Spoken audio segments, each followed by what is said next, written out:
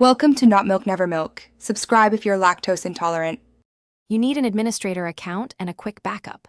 First, check settings system power and battery to confirm options are missing.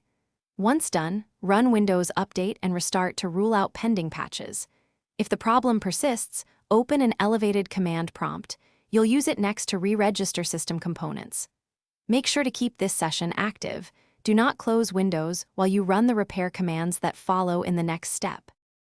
Now you'll repair corrupt files. Open an elevated command prompt and run sfc/scano. Wait until it completes, then run dism/online/cleanupimage/restore health to fetch replacements. Once those finish, re-register power components by executing powercug/restore default schemes and restart Explorer or sign out then back in. Next, inspect group policy and registry settings that can hide power options. Adjust the local group policy editor or export and edit the registry carefully. Finish by resetting the active power plan with PowerCug restore default schemes and verify settings system power and battery shows options and power button behavior is correct. If the problem remains, create a new local administrator account to determine if the profile is corrupted. Sign in there and test.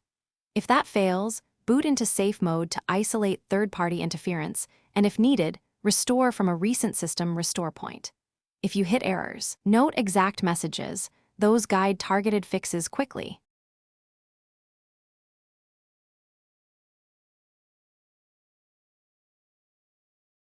Thanks for watching. If this was helpful, leave a like and consider subscribing. See you next time.